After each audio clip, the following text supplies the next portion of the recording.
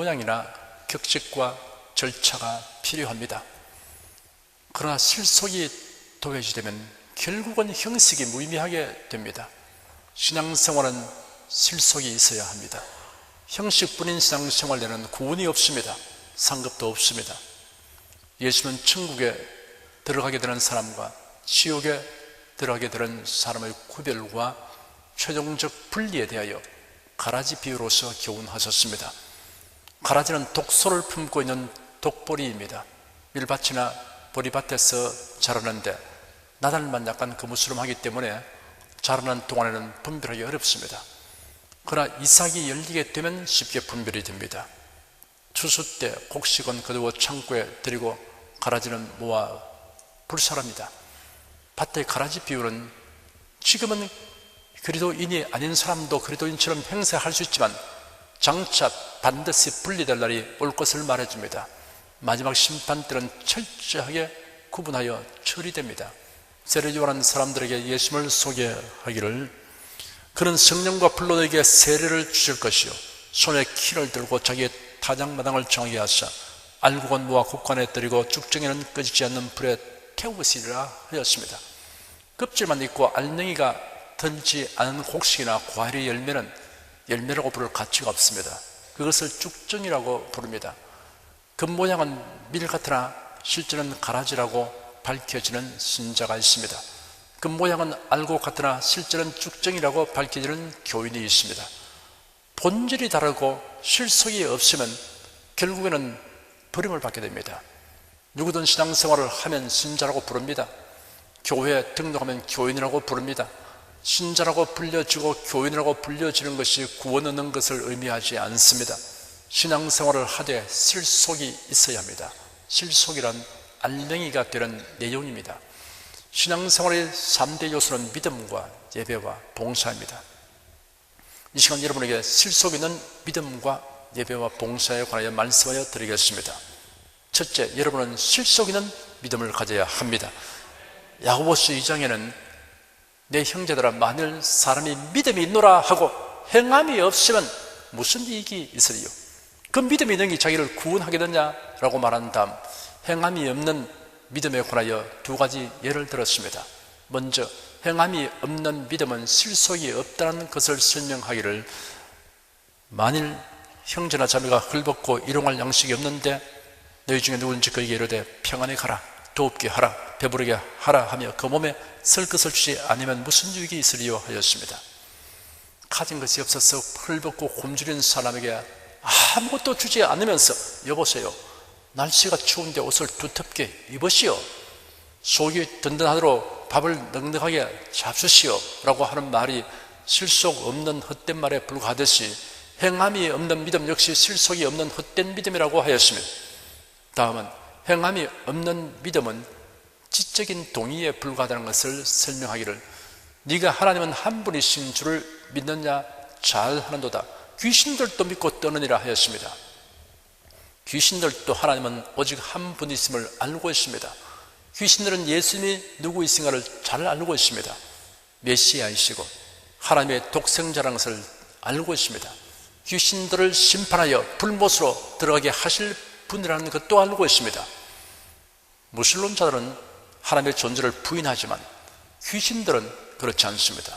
영적 존재인 귀신들은 하나님의 존재를 조금도 의심하지 않습니다. 믿고 있습니다. 그러나 하나님을 두려워할 뿐 섬기지 않습니다.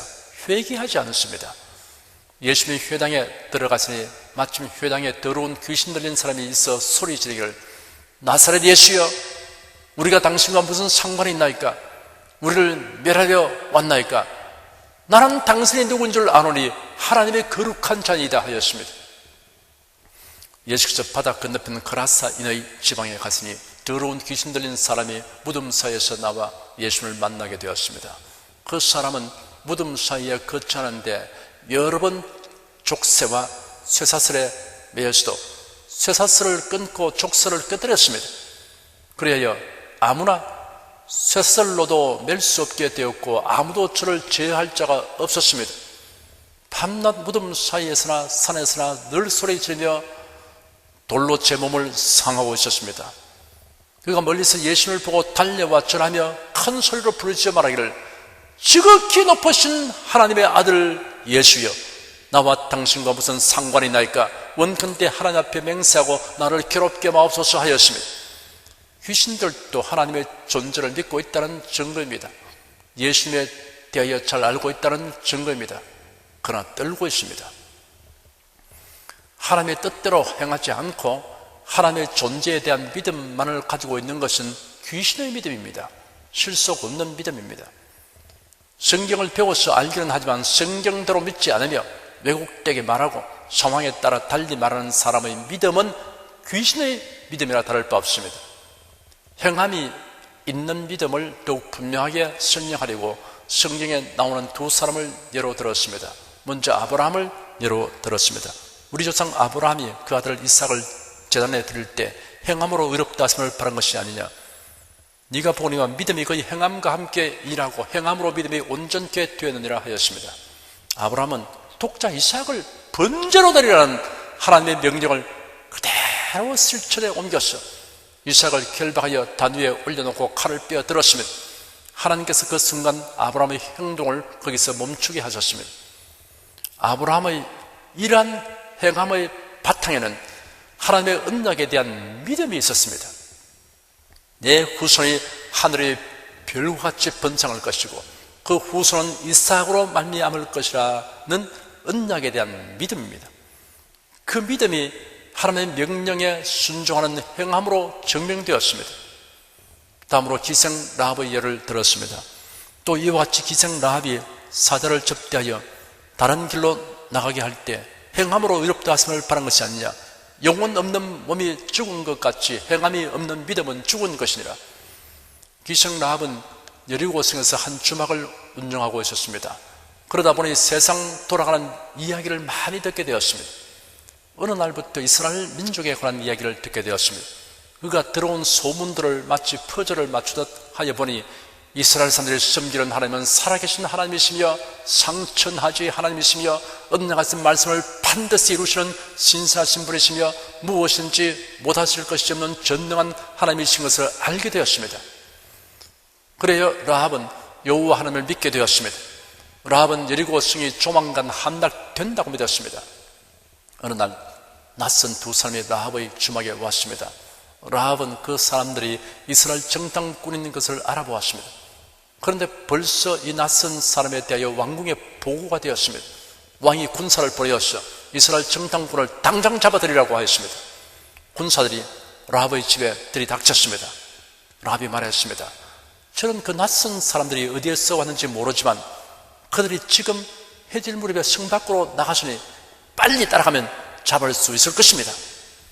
라합이 아주 천연스럽게 말하기 때문에 군사들이 조금도 의심하지 않고 그 길로 바로 성 밖으로 달려나갔습니다. 해가 꽂히고 성문이 닫혔습니다. 사실은 라합이 그 낌새를 알아채고 정탐꾼들을 옥상에 엎드리게 하고 삼대로 덮어놓은 것입니다. 라합이 그들에게 말했습니다. 내가 당신들을 선대에서 살게 해 주었으니 약조를 하십시오. 내가 알기로는 당신들이 섬기는 하나님은 상천하주의 하나님이십니다. 이 여리고는 당신들의 수중에 떨어질 것입니다. 그날에 나와 내 가족을 살려주십시오. 정탐꾼들이 약속했습니다. 우리를 달아내린 이 창문에 붉은 줄을 메어두시오.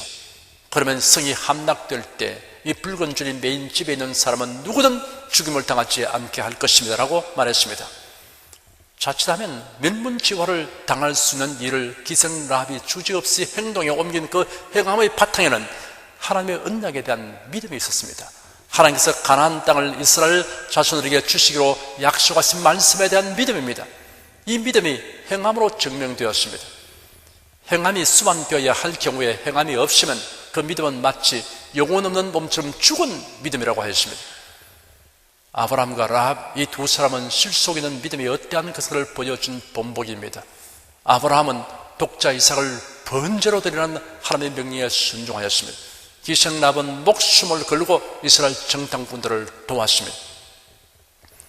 다른 이로서는 구원을 얻을 수 없나니 천하 인간의 구원을 얻을 만한 다른 이름을 우리에게 주시니 없음이니라 라고 사도들은 신변의 위협을 바라면서도 담대히 말했습니다. 이와 같이 하나님을 믿고 하나님이 주신 말씀을 믿고 그 믿음을 지키며 있어 타협이 없는 이러한 행함이 따라야 되는 것입니다. 이것이 실속 있는 믿음을 가진 성도의 모습입니다. 둘째, 여러분은 실속 있는 예배를 드려야 합니다. 예배는 일정한 형식이 있습니다. 아브라함은 제단을 쌓고 제물을 드리며 여호와의 이름을 불렀습니다. 이삭과 야곱도 그런 형식으로 예배하였습니다. 출애굽한 이스라엘 자손들은 하나님께서 시내산 위에서 모세를 통하여 일러주신 제사법과 각종 절기를 지키는 법칙대로 예배하였습니다. 오순절 성령 강림으로 교회가 설립됨으로써 구약의 제사법이 아닌 예배의 격식과 절차가 승인났으며 그 예배 형식이 다듬어져 왔습니다. 여러 사람이 함께 모여 예배할 때는 장소와 도구와 각종 순서가 있습니다. 이런 것은 모두 예배의 형식에 속합니다. 예배의 형식은 결코 소홀히 이길 것이 아닙니다. 그러나 예배의 본질이 무시된 형식은 의미가 없습니다. 예배의 대상과 예배하는 사람의 영적 상태가 예배의 주요 본질입니다. 하나님은 영이시니 예배하는 자가 신령과 진정으로 예배할지니라. 이 말씀은 참된 예배가 무엇인가를 정의한 것입니다. 예배의 실속이 무엇인가를 드러내었습니다. 예배하는 사람은 하나님의 영이 있음을 알아야 합니다. 하나님의 본질은 물질이 아닙니다. 하나님은 모든 물질을 만드신 창조주입니다. 그러므로 피조물 가운데 무엇을 그리고 사람의 손으로 만든 어떤 형상을 섬기는 것은 하나님을 욕되게 하는 일입니다. 10계명 가운데 제2계명은 이러합니다. 너를 위하여 새긴 우상을 만들지 말고 또 위로 하늘에 있는 것이나 아래로 땅에 있는 것이나 땅 아래 물속에 있는 것에 아무 형상인지 만들지 말며 그것들에게 절하지 말며 그것들을 섬기지 말라. 사람은 눈에 보이는 무엇을 만들어 섬기려고 하는 경향이 있습니다. 우상을 만들어 섬기는 것이 얼마나 미련하고 허망한 것인가를 이사야 44장에 잘 묘사되어 있습니다. 우상을 만드는 자는 다 허망하도다. 그들이 기뻐하는 우상은 무익한 것이오늘 그것의 정인들은 보지도 못하며 알지도 못하니 그로 수치를 당하리라. 신상을 만들며 무익한 우상을 부어 만든 자가 누구냐? 목공은 줄을 내려 재고 붓으로 긋고 대패로 밀고 전기로 그 사람의 아름다움을 따라 인형을 새겨 집에 두게 하며 그는 혹 백목을 베이며 혹 디르사 나무와 상수리 나무를 취하며 혹 살림 중에 자기를 위하여 한 나무를 택하며 혹 나무를 심고 비에 자라게도 하나니 무릇 이 나무는 사람이 화목을 삼는 것이오늘 그가 그것을 가지고 자기 몸을 뜨겁게도 하고 그것으로 불을 피워서 떡을 굽기도 하고 그것으로 신상을 만들어 숭배하며 우상을 만들고 그 앞에 부복하기도 하는구나 하였습니다. 피조물 가운데 어떤 존재도 예배 대상이 될 수 없습니다. 어떤 형상도 예배 대상이 될 수 없습니다. 하나님은 영이시다 라는 말씀에 이어서 예배하는 자가 신령과 진정으로 예배해야 한다라고 하였습니다. 신령과 진정으로 라는 말씀은 영과 진리로 또는 영과 진리 안에서 라고 번역됩니다. 신령으로 예배한다는 것은 예배하는 자가 영으로 예배하는 것을 말합니다. 예수 그리스도의 구속의 은혜로 인하여 누구든지 예수를 믿으면 성령으로 거듭나게 됩니다. 그러므로 영으로 예배해야 한다는 것은 거듭난 사람이 성령님의 임재에 의하여 예배하는 것을 말합니다. 진정으로 예배한다는 말씀은 진리 안에서의 예배, 진리로 드리는 예배를 의미합니다. 진리란 예수 그리스도입니다. 예수는 내가 곧 길이요 진리요 생명이니 라고 말씀하셨습니다. 예수 그리스도를 떠나서는 구원의 은혜도 구원의 진리도 없습니다. 예수 그리스도의 이름으로 드리는 예배, 예수 그리스도 안에서 드리는 예배가 곧 진정으로 드리는 예배입니다. 정리하여 말씀드리자면 참된 예배란 거듭난 영을 가진 성도가 성령님의 임재에 의하여 진리이신 예수 그리스도 안에서 아버지 하나님을 경배하는 것입니다. 이러한 예배가 실속 있는 예배입니다. 셋째, 우리는 실속 있는 봉사를 해야 합니다. 자신의 이해를 돌보지 아니하고 몸과 마음을 다해 일하는 것을 봉사라고 합니다. 봉사하는 사람에게는 봉사의 동기와 목적이 중요합니다. 다른 사람을 위해 자신 구제에 헌신하면서 그것을 자기처럼 행하지 않는 사람을 꾸짖기 위한 방편으로 삼는다거나 자신이 행한 일을 과시하여 자기 이름을 널리 알리고 자랑하려고 한다면 하나님 앞에서 실속 없는 봉사가 될 것입니다. 우리의 모든 봉사는 하나님의 사랑과 은혜라는 동기와 하나님의 영광과 주를 기쁘시게 하기 위한 목적에 의한 것이어야 합니다. 예수께서 공적 생애의 끝에 만민의 죄를 대속하시기 위해 십자가를 지려고 예루살렘으로 올라가셨습니다. 예수께서 베다니에 있는 나사로의 집을 방문하셨습니다. 베다니는 예루살렘에서 약 3km 떨어진 감람산 동편 기슭에 자리 잡은 작은 마을입니다. 그 마을에는 나사로와 그 누이 마르다와 마리아가 살고 있었습니다. 부모님은 돌아가시고 새 오누이가 살고 있었습니다. 예수님의 방문을 받게 된 그들의 기쁨은 매우 컸을 것입니다. 예수님을 위하여 잔치를 베풀었습니다. 마르다는 시중을 들고 있었고 나사로는 예수님과 함께 식탁에 앉은 자들 가운데 있었습니다. 예수님이 제자들에게 말씀하고 있을 때 마리아가 나드 향유 같은 옥합을 가지고 와서 깨뜨려 향유를 예수님의 발에 붓고 자기 머리털로 발을 닦았습니다. 향유 냄새가 온 집안에 가득하게 되었습니다. 그 옥합에는 대략 340g의 향유가 들어 있었습니다. 그 향유는 지극히 값지고 순수한 나드 향유였습니다. 나드 향유는 인도의 히말라야 산맥의 원산지입니다. 팔레스틴에서는 향유 담은 옥합을 애굽으로부터 많이 수입하였습니다. 그 당시 유대인의 관습에 손님이 오면 먼저 발 씻을 물을 줍니다. 그리고 올리브유를 머리에 조금 붓습니다. 팔레스틴에서 올리브 나무가 많기 때문에 감람유는 흔하고 그리 비싸지 않습니다. 그런데 나드 향유는 엄청나게 값비싸고 귀한 것입니다. 그때 가룟 유다가 마리아를 향하여 책망했습니다. 무슨 의사로 이 향유를 흡입하였느냐? 이 향유를 300데나리온 이상에 팔아서 가난한 자에게 줄 수 있지 않겠는가? 300데나리온은 한 사람의 1년치 품삯에 해당하는 금액입니다. 언뜻 듣기에는 가룟 유다가 책망하는 말이 타당성이 있어 보입니다. 그래서 다른 자들도 등달아 분개하며 마리아의 행동을 꾸짖었습니다. 그때 예수께서 말씀하시기를 가만두어라. 너희가 어찌하여 저를 괴롭게 하느냐? 저가 내게 좋은 일을 하였다. 가난한 자들은 항상 너희와 함께 있으니 너희가 원할 때 그들에게 잘해 줄 수 있다. 그러나 나는 너희와 항상 함께 있지 아니할 것이다. 이 여자가 자기가 할 수 있는 일을 하였으니 이 여자는 장례를 위하여 미리 내 몸에 기름을 발랐다. 진실로 내가 너에게 말한다. 온 천하에 어디 있어든지 복음이 전파되는 곳에는 이 여자의 행한 일도 말하여 저를 기념하리라 하였습니다. 우리는 여기에 등장하는 사람들이 어떤 동기와 목적으로 그런 운동을 하였는가를 살펴보아야 합니다. 가룟 유다가 그런 행동을 하게 된 동기와 목적이 요한복음 12장 6절에 기록되기를 그가 이렇게 말한 것은 가난한 자들을 생각해서가 아니라 그가 도둑임으로 돈 주머니를 막고 있으면서 거기에 넣어둔 것을 훔쳐내곤 하였기 때문이다 하였습니다. 가룟 유다는 헌금을 관리하고 있었습니다. 그런 헌금 수입이 많아야 훔쳐갈 액수도 많을 것을 계산하고 있었던 것입니다. 그가 말한 구제는 속마음을 숨기기 위해 사용한 명분이었습니다. 다른 자들은 가룟 유다의 속셈도 모르고 가난한 자들에 대한 자선 구제라는 동기와 목적으로 마리아의 처신을 비난하고 나섰습니다. 주님을 위하여 사용하는 것에 흡이라는 이름을 붙이는 사람은 도대체 주님의 사랑과 은혜가 무엇인지 모르는 사람입니다.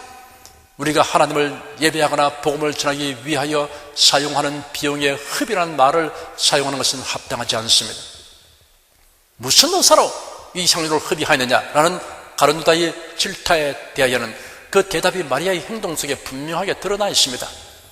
마리아는 예수께서 죄인을 위하여 못 박혀 죽으시고 부활하실 것을 예고하시는 말씀을 들었을 것입니다. 마리아는 예수님에 대한 사랑과 믿음을 무엇으로 어떻게 표현해야 할 것인가, 어떻게 하여야 주님을 기쁘시게 할 것인가를 생각했습니다.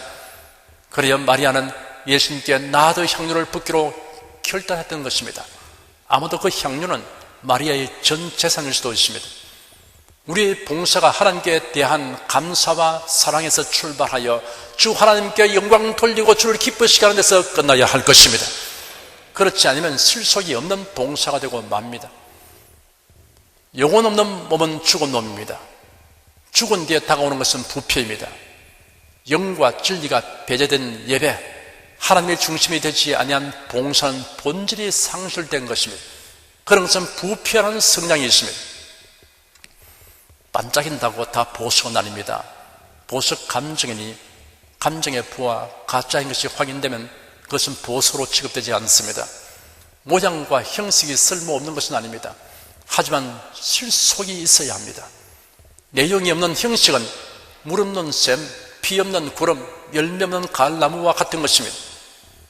예수는 위선자인 율법학자들과 바리새인들을 사정없이 질타하셨습니다.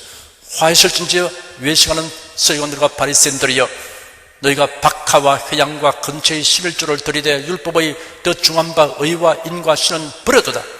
그러나 이것도 행하고 저것도 버리지 말아야 할지니라. 화이실저 외식하는 서기관들과 바리새인들이여, 회초란 무덤 같으니 겉으로는 아름답게 보이나 그 안에는 죽은 사람의 뼈와 모든 더러운 것이 가득하도다. 이와 같이 너희도 겉으로는 사람에게 옳게 보이되 안으로는 외식과 불법이 가득하도다. 겉모양이나 격식과 절차는 훌륭하여도 본질이 변질되고 실속이 없는 신앙생활은 결국 무의미한 것이 되고 맙니다. 구원도 없고 상급도 없습니다. 사랑하는 여러분은 실속 있는 믿음, 실속 있는 예배, 실속 있는 봉사로 이루어진 신앙생활을 하시기를 축원합니다. 기도하겠습니다. 하나님, 오늘날 세상은 급변하고 있으며 이 교회의 풍토도 나날이 갈리고 있습니다. 이제는 실속은 다 없어져 버리고 그 모양만 갖추고 있어서 교회다, 기독교이다 이렇게 자부하고 있는 현상이 많이 드러나고 있습니다. 이러한 때 우리가 정신을 차리게 하여 주시옵시고 실속 있는 신앙생활을 하는 성도로서 끝까지 진행하게 도와주시옵소서. 예수 그리스도의 이름으로 기도드립니다. 아멘.